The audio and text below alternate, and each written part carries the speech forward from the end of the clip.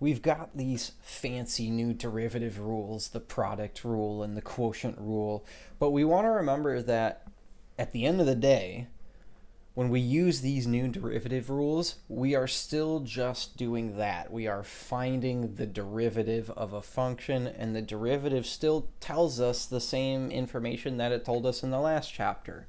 It tells us the slope of the tangent line, and it tells us rate of change.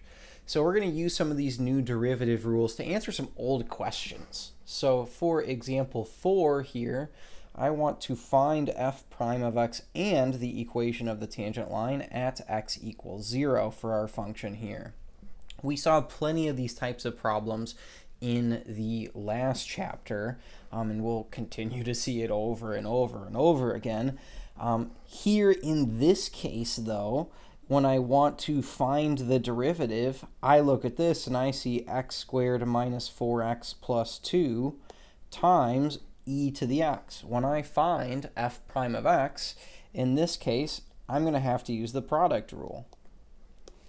So my product rule says if we call this f, we call this g,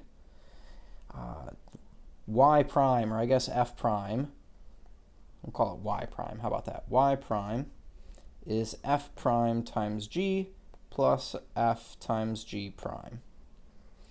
So y prime is equal to f prime, the derivative of x squared minus 4x plus 2, so that's going to be 8x minus 4, times g. I'm going to leave that function alone, so that's still just going to be e to the x, plus, this time I'm going to leave f alone. I'm going to leave x squared minus 4x plus 2. So let's see, we'll have x squared minus 4x plus 2 times g prime, the derivative of e to the x. Well, that's just still e to the x. So here's my derivative. We can clean this up, though. I think we can simplify this just a little bit. I'm going to write this as y prime equals, we'll distribute these e to the x's through. So that'll be 8x times e to the x minus 4 times e to the x.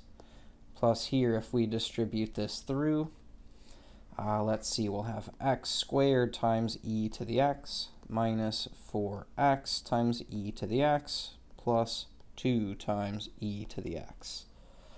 And if we combine our like terms here, it looks like we've got 8x e to the x and 4x e to the x, and negative 4e to the x and 2e to the x. So if we simplify, our derivative should look like x squared times e to the x, 8x minus 4x, that's going to be plus 4x times e to the x, and then negative 4 plus 2 will have minus 2 times e to the x. We could leave it like that, or if you wanted to factor out e to the x, that would also leave us with x squared plus 4x minus 2. Either one of these I think is fine. I do think this one's going to be a little bit nicer to work with in our next step. So let's use that for our derivative. So we wanted to write the equation of the tangent line. Well, if we remember back to the equation of the tangent line, I need a y value still, and I need a slope. So let's start with we have the derivative. Let's just start with the slope here, because we already have the derivative right here. And our x value was x equals 0. So we're going to take 0 and plug that into our derivative. So let's call that f prime of 0, or you could call it y prime of 0 if you wanted to. That would be e to the 0 times 0 squared plus 4 times 0 minus 2. Here, let's see, e to the 0, that's going to be 1 times 0 plus 0 minus 2 should be negative 2. That's my slope. So here's m. There's that piece. The other piece of information I know I'm going to need is my y value. So let's go back up here. Our y value, remember, we're looking at the original function. We're looking at f of x. So for our y value, let's go ahead and just do that off to the side over here.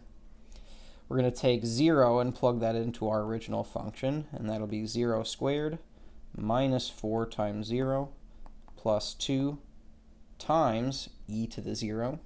So here 0 minus 0 plus 2, all of that times 1, should just give us 2. So this is our y value.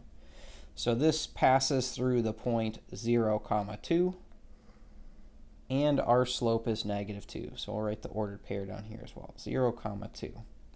After that, we're just going to write the equation of our tangent line. So y minus my y coordinate is 2 equals m, that's -2, times x minus my x coordinate is 0. So here we just need to solve for y real quick. So we'll have y minus 2 equals -2x. So y equals -2x plus 2. So the process of actually writing the equation of the tangent line was very similar once we found the derivative up here. We just needed to take our x value and plug it in, and it still told us our slope. It still told us the same piece of information. So our derivative again is e to the x times x squared plus 4x minus 2. And then the equation of the tangent line is y equals -2x plus 2. I want to look at one more example here in this video. I want to find here in this problem f prime of x and the values of x where f of x has a horizontal tangent line. So first, let's go ahead and just find our derivative. So here in this case, this is definitely going to be a quotient rule problem. F prime of x. So let's see, low, so that's going to be our denominator, x squared plus 10.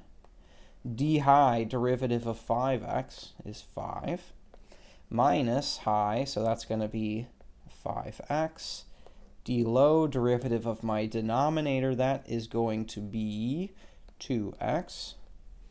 Square the bottom, x squared plus 10 quantity squared, and away we go. So again, we're really just focused on simplifying that numerator. Here the 5 we can go ahead and distribute, so that's going to be 5x squared plus 50.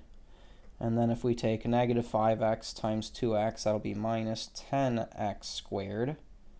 All of that divided by x squared plus 10, quantity squared. I think we can still do one more step here with simplifying our numerator, combining our like terms. 5x squared minus 10x squared should give me negative 5x squared plus 50. All of that divided by x squared plus 10 quantity squared. So here is my derivative, first of all. Here's f prime of x. I've got negative 5x squared plus 50. All of that divided by x squared plus 10 quantity squared. If I think about the other part of this problem, what it asked me to do is to find the values of x where our function f of x has a horizontal tangent line. Remember the tangent line, the slope of the tangent line, well, that makes me think of the derivative f prime of x. And if we have a horizontal slope, I know that the slope is 0. So I'm looking for places where the derivative is equal to 0. So I'm going to take the derivative that I just found using my quotient rule. F prime of x equals negative 5x squared plus 50, all divided by x squared plus 10 quantity squared, and just set that equal to 0 and solve this equation for x. In this problem, I can't really solve for x while it lives in the denominator, so my first step would be to multiply both sides by x squared plus 10 quantity squared, x squared plus 10 quantity squared. Now on the right-hand side of the equation, 0 times anything, well, that's just still going to be 0. On the left-hand side of the equation, x squared plus 10 quantity squared, that's going to cancel the x squared plus 10 quantity squared in the denominator. And I'm just left with negative 5x squared plus 50. Here, this one works out pretty nicely. We should be able to solve this using square roots. So I'm going to add 5x squared, giving me 50 equals 5x squared. If I divide by 5, I end up with x squared equals 10. And when I take the square root of each side, I end up with x equals plus or minus 10. So here I end up, plus or minus square root of 10. Almost forgot the most important part. plus or minus square root of 10, which doesn't simplify nicely, so we'll just leave that as radical 10. So here are my x values. I've got two of them where we have a horizontal tangent line at positive square root of 10 and negative square root of 10. So as we're working through these new problems and as we're getting our practice in with the product rule and the quotient rule, remember that at the end of the day, all we're doing here is we're finding derivatives, and the derivative still tells us the same pieces of information. It still tells us slope of the tangent line, and it still tells us the rate of change.